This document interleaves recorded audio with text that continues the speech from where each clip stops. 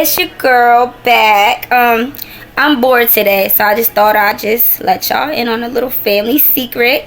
I'm making my famous crab dip. My dad, he was the one that did it. I'm pretty sure other people make it just like this, but we add a little something special to it. So y'all see I got my little house mom look on today. My hair, don't pay attention to it, but we're gonna go ahead and get started, and I'm gonna show y'all the ingredients and everything. I already made it, so I'm gonna go through the ingredients, how much you need, and I'm gonna show you what it looks like before it goes in the oven, and then what it looks like after. So let's get started. So first, let's say move this over. You will need cream cheese, okay? I didn't worry about getting the expensive kind, the Philadelphia. You can get, my brand is My Essentials from Food Lion, and it is only, let's see, 90 calories. So you will need, if you're making a lot for a whole lot of people and you want to make it in like an 8-inch pan, you're going to need this whole entire thing, and this whole thing is 8 ounces, but I'm only making a little bit for me and my household. So as you can see, it's 8 ounces. I only use half of that, so half of it's like gone. So you'll need cream cheese, half of that if you're just making some for your house, the whole thing if you're using like an 8-inch pan, circular pan. Sour cream, I use grade A. I don't use anything that's low fat or anything. This is the regular sour cream because it gives it better flavor, and still it's only 60 calories, but everybody that watch my YouTube videos, I'm trying to gain weight, so more calories is better for me. This, being that this is a big jar or container, it is 24 ounces. I only necessarily use 1 cup. You only need like 1 cup of this, and you're going to mix that in with your cream cheese. Like I said, if you're going to be using the whole entire thing for like a big party or something, you're going to use a whole thing of cream cheese, 2 cups of sour cream.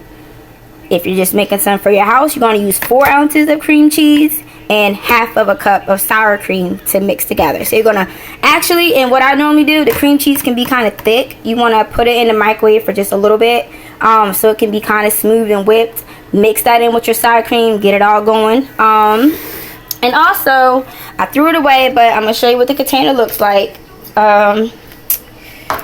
This is, it's called Handy crab meat. This is 100% crab meat. Yes, it is expensive, so to stretch it, you can also use this. This is imitation crab. I sometimes like to stretch it because it gives you a whole lot more, but I do use majority of 100% crab meat, and then I use a little bit of this. I'm really not going to tell you how much. It depends on how much of the real meat you want to taste, and who doesn't like crab meat, you could just use all of it imitation. So it's up to you. You have fun and play with that. See how much you want. So that's what you're going to need, and you're also going to need cheeses. Everybody has a preference of cheese, so that's also your decision. But I use a Sargento extra sharp cheese. It is so good, and Sargento just has like this good flavor. That's why I love using that. When it comes to cheese, I don't really like using off-brand because you can really tell the difference. So you have your extra sharp, then you have your 4-state cheddar, which is just like 4 different types of cheeses. You can see on there all the different types that's in there.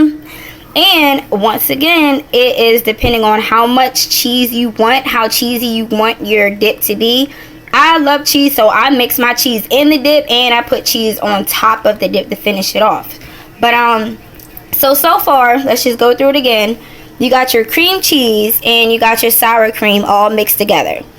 After that's mixed together, you're going to want to see how much of the meat you want to use. Pour in the amount of, mixing the amount of crab meat that you want. Get it to a nice consistency. You don't want it too chunky. I don't really like mine chunky, so I blend mine so that it's kind of smoother. But you don't want to blend it too much to where it starts looking like mousse. But this is, it's a puree, if I said that right. It blends it really good. It's good for making smoothies. If you're a juice person, you like to juice a lot, and if you're just trying to mix something good like vegetables or anything, because I do that when I want to feed my baby. But yeah, so mix your cream cheese, your sour cream, and your crab meat all together. Get it to the consistency that you like. Then after that, you're going to want to add the amount of cheese that you want inside. Mix it good. And next, honestly, it's up to you, but I just use a little bit of salt, a little bit of pepper, flavor it how you want to. I like mine to have good flavor, but I don't like to use too much salt. Doesn't really matter what salt you use.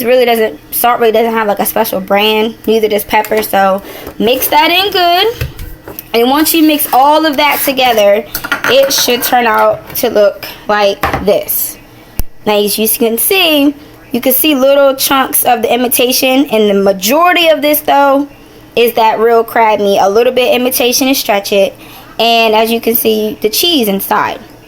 I want to add some cheese on top, so I'm going to do that. So let's see if I can hold this phone and add the cheese at the same time, so y'all can actually see me doing it. Give me 1 second.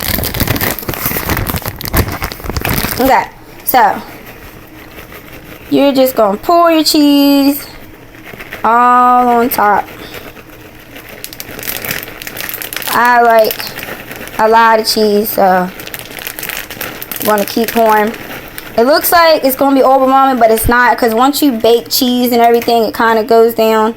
And usually you can use a spoon to do this.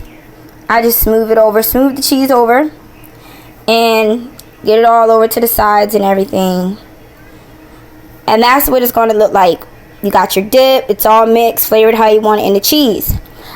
Depending on how you want your cheese on the top, if you want it to be real like bubbly and cheesy, or some people like theirs like not hard, but like kind of like, I can't explain it, like really cooked down. Put your oven only on 300 or 350 if you want your cheese to be nice and, you know, bubbly and everything, and you want it to cook faster. Just put it on 400 degrees. So as you can see, I got mine set to about 400. So we're going to go ahead and we're going to stick it in the oven. I normally place it in the middle rack, and you just want to keep checking. It only takes about like 15 to 20 minutes. You can just keep checking it. You can actually eat it like that, but I don't really know of a lot of people who eat the dip like that. It's not raw or anything, but I like to cook it down and get the cheese going and everything. And that's it. So I will get back at you guys in about 15 to 20 minutes to show you what it looks like. And also, actually, I'll show you that later. We're going to save that. I'm going to show you what type of crackers and stuff you can use to eat with it. So let the 20 minutes go by, and I will upload another video of the turnout.